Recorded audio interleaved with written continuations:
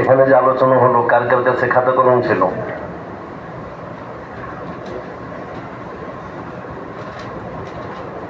সব দিকে তো মাশাআল্লাহ নুরিয়ার ছাত্রই। যারা নুরিয়া পড়েছ, মিশকাতের দর্শে, দাওরার দর্শে বারবার বলা হয়েছে লেখার গুরুত্ব।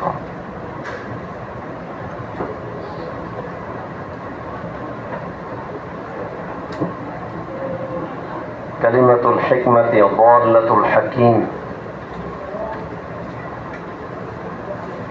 হঠাৎ মাঝে মাঝে এমন হয়, খাতা কলম ধরতে হবে তো, হঠাৎ মাঝে মাঝে এমন হয় পকেটে হাত দিয়ে মোবাইলটা পাচ্ছি না, একটা অস্থিরতা, একটা দুশ্চিন্তা কাজ করে। কই রাখলাম, কি হলো? 2-5 মিনিট 10 মিনিট খোঁজাখুঁজির পর হঠাৎ পাওয়া যায়, তখন একটা স্বস্তি আসে। হারিয়ে গেলে যদি আর নাই পাওয়া যায় তো এই মোবাইলটা, তাহলে একটা হয়তো আর্থিক ক্ষতি, 10,000, 20,000, 50,000, 1 লাখ টাকার সেট, ওই পরিমাণ ক্ষতি। আরেকটা ক্ষতি হতো তথ্যের ক্ষতি, শত শত হাজার হাজার নাম্বার, শত শত হাজার হাজার ভিডিও, ফটো, কাগজপত্র, আমার ব্যক্তিগত তথ্য, পারিবারিক তথ্য, আমার অনেক স্মৃতি। এর চেয়ে বড় ক্ষতি হতো যে আমার এই ব্যক্তিগত তথ্যগুলো অন্যের কাছে পৌঁছে যেত, নাকি? 2-5 মিনিট পরে যখনই মোবাইলটা পাওয়া গেল, সব ক্ষতি থেকে বেঁচে গেলাম। আর্থিক ক্ষতি থেকে, তথ্যের ক্ষতি থেকে, অন্য কেউ জানবে সেই ক্ষতি থেকে। রাসূল করিম সাল্লাল্লাহু আলাইহি ওয়াসাল্লাম বলেন, উতীতু জাওয়ামিআল কালিম। আমি কি তরজমা? ব্যাপিত বাণী প্রাপ্ত হয়েছে। আল্লাহ তাআলা আমাকে এমন ক্ষমতা দিয়েছেন, উতীতু, আমার নিজের সৃষ্টি না, আল্লাহর দেওয়া। আমি কোন শব্দ বলি, কিন্তু কোন শব্দের মধ্যে সাগর লুকানো থাকে। এটাকে কি বলে? জাওয়ামিউল কালিম। এই জাওয়ামিউল কালিম শত শত হাদিস, তার মধ্যে একটা কালিমাতুল হিকমাতি দাল্লাতুল হাকিম। জ্ঞানের কথা, এটা জ্ঞানী ব্যক্তির হারিয়ে যাওয়া কথা, হারিয়ে যাওয়া জিনিস। জ্ঞানের কথা, এটা জ্ঞানী ব্যক্তির হারিয়ে যাওয়া জিনিস। এখন এই কথাটাকে মোবাইলের উপরে ফিট করি। মোবাইল 2-5-10 মিনিট না পাইলে আমার মধ্যে যে অস্বস্তি আর দুশ্চিন্তা কাজ করে, হিকমতের কথা, জ্ঞানের কথা পাচ্ছি না, শিখছি না, বা আমাকে শেখানো হলেও আমি নিচ্ছি না।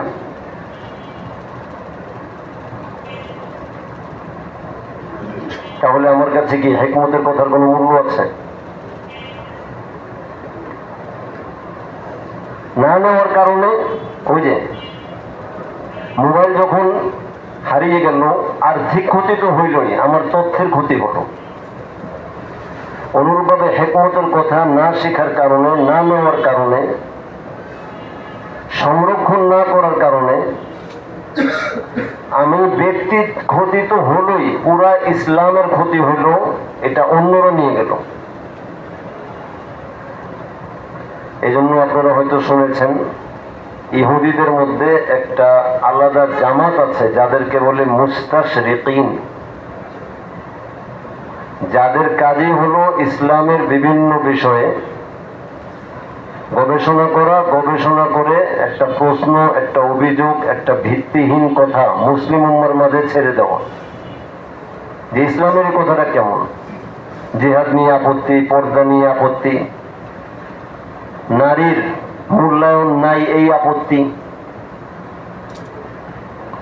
এই ধরনের অহেতুক ভিত্তিহীন আপত্তি তারা দিন দিন তুলেই যাচ্ছে তাদের গবেষণা দিয়ে। আর আমাদের গবেষণা হিকমতের কথাকে গ্রহণ না করার কারণে আমরা দিন দিন পিছিয়ে যাচ্ছি। তো এই হিকমতের কথার মধ্যে, জ্ঞানের কথার মধ্যে অনেক বড় স্পর্শকাতর ভারী আমানত ফতোয়া। এরকম কোন ছাত্র এখানে নাই যে জালালাইন বা বাইজাবি পড়ে নাই। হয়তো পড়ার পরে কেউ ভালো করে পড়েছে, কেউ দুর্বল করে পড়েছে,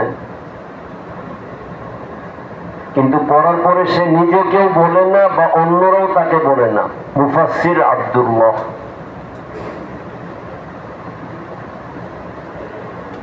এই পরিচয় দেয় কেউ? নিজেও দেয় না, অন্য কেউ তার ব্যাপারে দেয় না।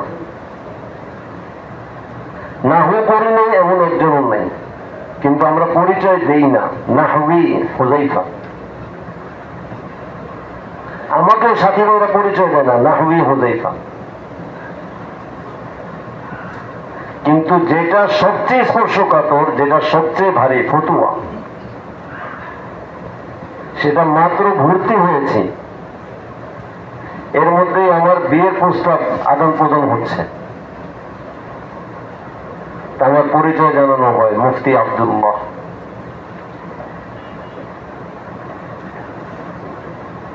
মাত্র ভর্তি হয়েছে, শেষ করার পরেও তো মুফতি বলার সুযোগ নাই। কেন? আমি তো মুফাসসির বলি না তাফসীরের কিতাব শেষ করে, আমি তো নাহবি বলি না নাহুর কিতাব শেষ করে। তাহলে ফতোয়াটা পড়ে আমার নামের সাথে মুফতি বলি কিভাবে? দেওবন্দে আমাদের একজন মুঈনে মুফতি ছিলেন বাংলাদেশী, যিনি বুখারী শরীফের বাংলা সরা লিখেছেন কাশফুল বারি, মাওলানা ইদ্রিস সাহেব রহমতুল্লাহি আলাইহি। উনি নুরিয়া আসছিলেন, তো ইফতার ছাত্রদেরকে উনি মুযাকারা নসিহতের মধ্যে বললেন যে কারি তৈয়ব সাহেব রহমতুল্লাহি আলাইহি বলছেন, যত লাইনে দ্বীনি খেদমত হয় তার মধ্যে সবচেয়ে সহজ হল ওয়াজ নসিহত, আর সবচেয়ে কঠিন হল দরস তাদরিস। ওয়াজ নসিহতের ময়দান যদি আপনাদের মধ্যে কারো ইচ্ছা থাকে গ্রহণ করার, যে আমি ওয়াইজ হব, সেই লাইনে কাজ করব, কোনো পুঁজি লাগবে না। আমি দর্শে বলে থাকি 2-3টা আয়াত, 4-5টা হাদিস, 8-10টা শের, এটা দিয়ে সারা দেশ কাঁপানো যাবে। কারণ আজকে এক জেলায়, কালকে আরেক জেলায়, আজকে এক বিভাগে, কালকে আরেক বিভাগে, উত্তর থেকে দক্ষিণ সারা বাংলাদেশে ঘুরতে থাকবে। আর শ্রোতারা চাইবে শুধু সুর, মাঝে মাঝে একটু হাসি, মাঝে মাঝে একটু কাদা। হুজুর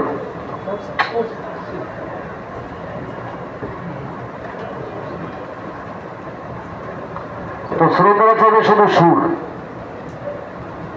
এই পুঁজি ছাড়া একটা কাজ হলো ওয়াজ নসিহত, আর সবচেয়ে ভারী, সবচেয়ে স্পর্শকাতর কাজ হলো ফতোয়া, দরস তাদরিস। দরস তাদরিসের মধ্যে ফতোয়া। ফতোয়াটা কি? যারা এটার গুরুত্ব বুঝছেন, আমার এক পরিচিত আলেম, উনি 7-10 দিন আগে একটা ঘটনা পাঠাইলেন হোয়াটসঅ্যাপে, যে দারুল উলুম করাচিতে মুফতি তাকি উসমানী সাহেবের মাদ্রাসায় ইফতার এক ছাত্র একটা প্রশ্ন আসছে বাহির থেকে, সেটার উত্তর লিখেছে। উত্তর লেখার পর সেখানে নিয়ম হলো প্রথম মুশরিফ, ওনাকে দিয়ে না হলে তার মুরব্বী, ওনাকে দিয়ে না হলে তার মুরব্বী, পর্যায়ক্রমে তকি উসমানী সাহেবের কাছে যায়। যদি ওনার কাছে না দিলে হয় তো দেওয়া হয় না, কারণ ওনার অনেক ব্যস্ততা। তো এই মশলাটা হইতে হইতে পর্যায়ক্রমে হজরত পর্যন্ত পৌঁছে। হুজুর বলতেছেন ওই ছাত্রকে, তুমি যা লিখেছ মনে হয় এরকম হবে, আমি হলে তো তোমার খাতাটা ধরেই পুরো কেটে দেবো, কি লেখছো, হয়েছে কিছু? আর মুফতি পাকি উসমানী, যার নাম মুখে নিলেই জিহ্বাটা বার হয়ে যায়,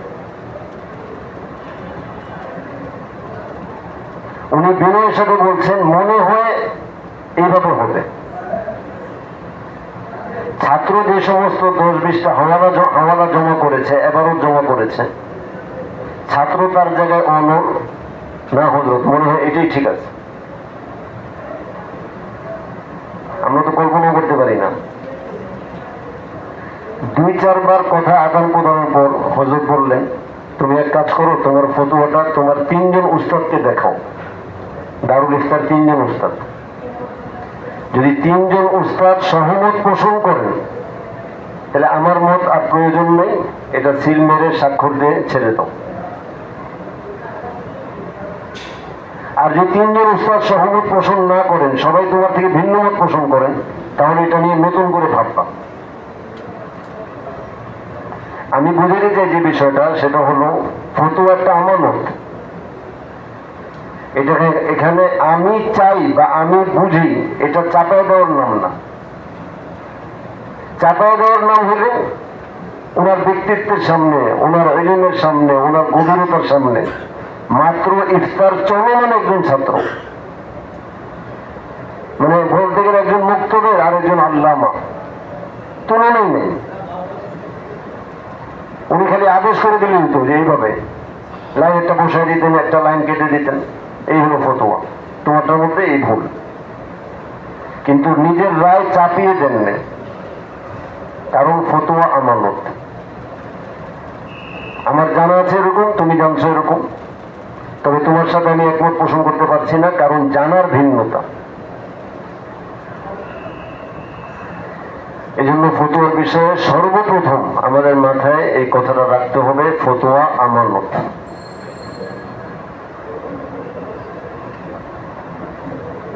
দ্বিতীয় বিষয়, এটা যেহেতু আমানত,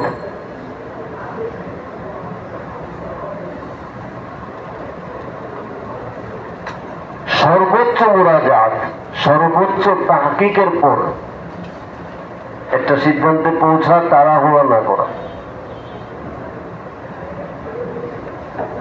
আপনাদের এখানে অবশ্যই থাকার কথা ইমদাদুল ফাতাওয়া। ইমদাদুল ফাতাওয়ার সূচি টেনে পড়ে যাবেন, প্রয়োজনে খাতায় নোট করবেন। কতগুলো মাসলা এরকম, যে মাসলাগুলোতে হাকিম মোহাম্মদ থানভী রহমতুল্লাহ আলাইহি তার খলিফা মুফতি শফি সাহেবের তাহকিক শোনার পরে রুজু করেছেন।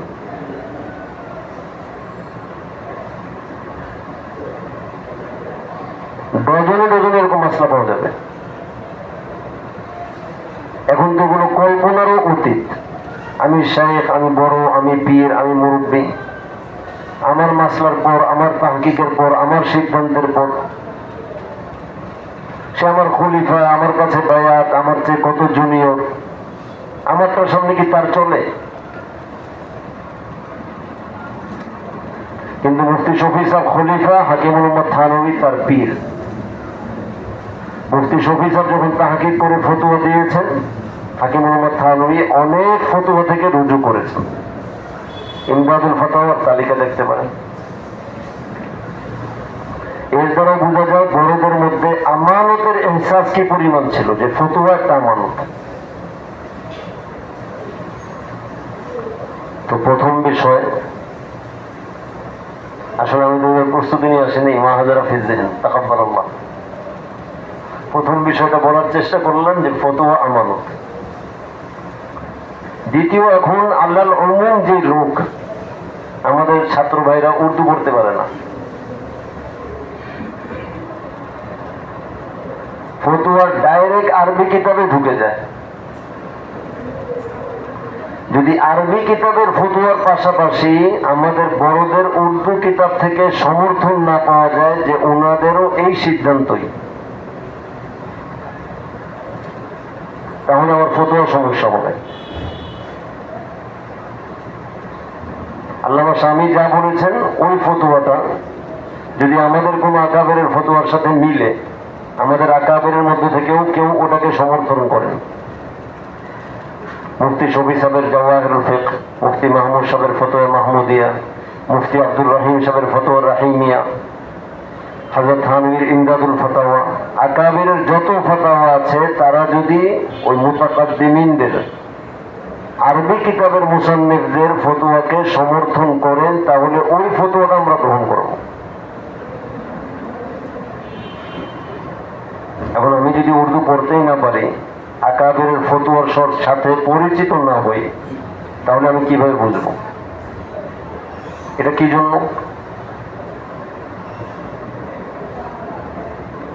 আরবি কিতাবের ফতোয়ার পাশাপাশি আকাবিরদের ফতোয়ার ইত্তেফাক, সমর্থন আমাকে জানতে হবে কেন? তার দুইটা উদাহরণ। বর্তমান ফিলিস্তিন ইস্যু, এর সূচনা যখন ফিলিস্তিনের গাজায় একজন দুইজন করে ইহুদি ঢুকে আর 1 কাঠা 2 কাঠা 5 কাঠা করে জমিন কিনা শুরু করে, আজ থেকে 70-80 বছর আগে। তখন একটা প্রশ্ন আসে যে ইহুদিদের কাছে জমিন বিক্রি করা যাবে কিনা। তো উলামায়ে আরব এক বাক্যে ফতোয়া দেন, এতে তো সমস্যার কিছু নেই। লেনদেনের ক্ষেত্রে মাযহাব দেখতে হয় না। আমি কি বিক্রি করব সবার কাছে বিক্রি করতে পারবো, কি কিনবো সবার থেকে কিনতে পারবো। মুআমালাতের মধ্যে কোনো মাযহাব নেই। নিকাহের মধ্যে মাযহাব আছে, মুসলিম ও মুসলিম বিয়ে শাদী হয় না নাকি? মুআমালাতের মধ্যে তো মাযহাব নেই। ইহুদি, খ্রিস্টান, মুসলিম, বৌদ্ধ সবাই পরস্পরের লেনদেন করবে। কিন্তু হাকিমুল উম্মত বললেন যে একটা হলো জায়েজ আর একটা হলো সতর্কতা। সতর্কতার দাবি হলো এদের কাছে জমিন না বেচা। এই ফতোয়া আজও পর্যন্ত ইমদাদুল ফাতাওয়া সংরক্ষিত আছে। কত দূরের ফারাসাত, কত দূরের অন্তর্দৃষ্টি যে নফসে জাওয়াজ দেখে জায়েজের ফতোয়া দিলে কি পরিমাণ সমস্যা, সেটা আজ থেকে 70-80 বছর আগে যখন বিশাল রাষ্ট্রে, বিশাল শহরে মাত্র ইহুদিরা ঢুকেছে বসতি করবে, তখনই হাকিমুল উম্মত তার ফারাসাত দিয়ে ধরে ফেলছেন এটা ফিলিস্তিনবাসীদের জন্য, মুসলিম উম্মার জন্য অনেক বড় ফিতনা। উনি মানা করছেন। যদি সেটার উপরে আমল হইত, তাহলে হয়তো বা আজ ফিলিস্তিনের চিত্র ভিন্ন থাকত। কথা আসলো থেকে আকাবিরের ফতোয়ার সাথে পরিচিত হওয়া। উসমানী খেলাফত শেষ করে যখন সৌদি বর্তমান রাজতন্ত্র আসলো, বর্তমান বাদশাহ সালমান, তার বাবা আব্দুল আজিজ সৌদি রাজতন্ত্রের প্রথম বাদশাহ।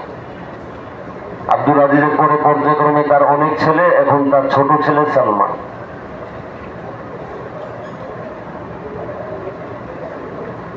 তখন এই বাদশাহ আব্দুল আজিজ সিদ্ধান্ত নিল,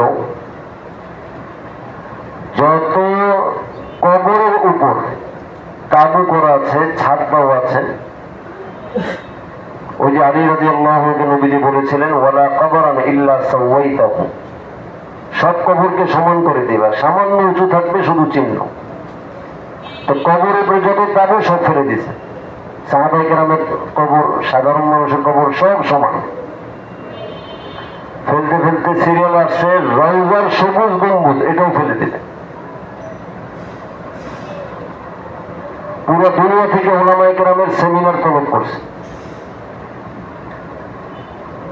উলামায়ে আরব, তাদের অপর নাম হলো জাহের পাসন্দ। শুধু কোরআন হাদিসের বাহ্যিকটা দেখে উপরে, সমুদ্রের উপরে সাঁতরায়, গভীরে যে কত সম্পদ, এটা নেওয়ার মতো সব যোগ্যতা তাদের নাই। আমাদের খলিল আহমদ সাহারানপুরি রহমতুল্লাহ আলাইহি সহ আকাবিরদের একটা ওয়াফদ সেই সেমিনারে গেল এবং তারা বক্তব্য রাখলেন, কবরের উপরে তাবু হইলে, ছাদ হইলে, ঘর বাড়ি হইলে সেটা ভেঙে দেওয়া,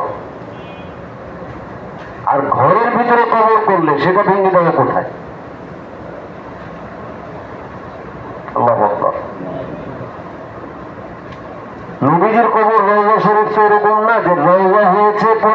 হয়েছে। আম্মা জান আয়েশা রাদিয়াল্লাহু আনহার হুজরার ভিতরে রওজা হয়েছে। তো ওখানে তো ছাদ আগের থেকে, ছাদ বিশিষ্ট জায়গায় কবর, আগে ছাদ পরে কবর। আর যেটা ভাঙবার কথা আছে সেটা হলো কবরের উপরে কেউ ছাদ মারেনি, সেটা ভেঙে যেত। বাদশাহ সারা ওলামায়ে কেরাম, সারা আলমের ওলামা, সারা দুনিয়ার ওলামা সবার সামনে স্বীকারোক্তি দিল যে হাকিকি ইলম আপনাদের কাছে। সেই থেকে আজও পর্যন্ত পাকিস্তানের ওলামা, হিন্দুস্তানের ওলামার একটা আলাদা কদর আছে তাদের দৃষ্টিতে। যদিও তারা হাম্বালি মাযহাব ফলো করে, বিভিন্ন বিষয়ে হাম্বালি মাযহাবের মাসলাগুলি তারা রাষ্ট্রীয়ভাবে প্রয়োগ করে, কিন্তু সেই ঘটনা আজও তাদের কাছে ইতিহাসের একটা অংশ। তো আমি দুটো বিষয় বলার চেষ্টা করলাম। এক নম্বর হলো ফতোয়া আমানত, এই ইহসাস আর অনুভূতি পয়দা করা। 2 নম্বর হলো আমাদের পড়াশোনার মধ্যে আমরা আরবি কিতাবের পাশাপাশি উর্দু কিতাবের সাথে আমাদের মুনাসাবাত করি। ওখানে আম মজমায় সব ছাত্রদের সামনে যেটা বললাম, উলুয়ে হিম্মত, সমস্যা নাই। আমি উর্দুতে কাছে আরেক সাথী ভালো, তাকে প্রতিদিন আধা পৃষ্ঠা 10 লাইন 20 লাইন পড়ে শোনাই, উস্তাদকে পড়ে শোনাই। আমি দর্শের মধ্যে বলি যে ছাত্র লিখতে দুর্বল, সে যদি মনে করে আমি দুর্বল কি লিখবো, তাহলে সারা বছর তার খাতা সাদাই থাকবে। আর দুর্বলতার ভিতর দিয়ে আজকে যদি 2 শব্দ লেখে, কালকে 3 শব্দ লিখবে, 10 দিনে 20 শব্দ লিখবে, হঠাৎ দেখা যাবে 20 দিন 1 মাসের মাথায় মোটামুটি গতি চলে আসছে। তো বছরের শুরু, এখানে কি 1 বছরের ইফতার?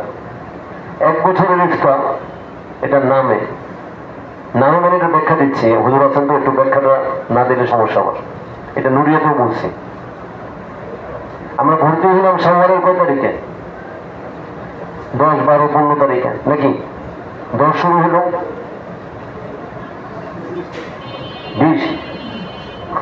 20 তারিখে। সালানা পরীক্ষা কয় তারিখে? শবে বরাতের আগে আগে সবার কাঠ ঠিক করবে নাকি? তাহলে শবে বরাত থেকে 15 শাওয়াল, 2 মাস তো ওখানেই নাই। রইল কয় মাস? 10 মাস। 10 মাসের মধ্যে 3টা পরীক্ষা, 3 পরীক্ষার 1 সপ্তাহ 10 দিন করে 1 মাস ছুটি, রইল কয় মাস? 9 মাস। কুরবানির ছুটি, শুক্রবারের ছুটি, আল্লাহ না করুক আমার অসুস্থতার ছুটি, সব মিলিয়ে 1 বছরের ইফতার না, 6 মাসের ইফতার। এটাকে আমরা নাম দিয়েছি 1 বছরের ইফতার, আসলে 6 মাসের ইফতার। কুরবানির আগে 1 মাস, কুরবানির পরে 1 মাস, প্রথম সাময়িক থেকে দ্বিতীয় সাময়িক 2 মাস, তারপরে 2 মাস শেষ। তাহলে 5 বছরের এক ছাত্র, খেয়াল করুন কথাটা, 5 বছর যারা ইফতার করে তারা যদি দৈনিক 5 ঘন্টা পড়ে, আমি যেহেতু কথার কথা 1 বছর ইফতার করছি, আমার পড়া উচিত 5 25 ঘন্টা।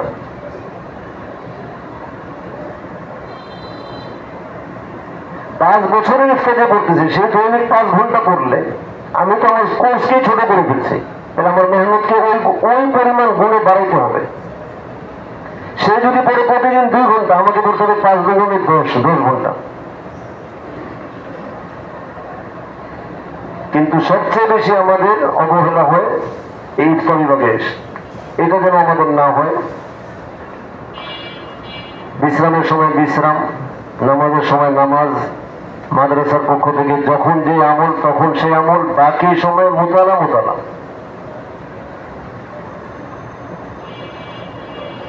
আল্লাহ তাআলা আমাদেরকে তৌফিক দান করেন।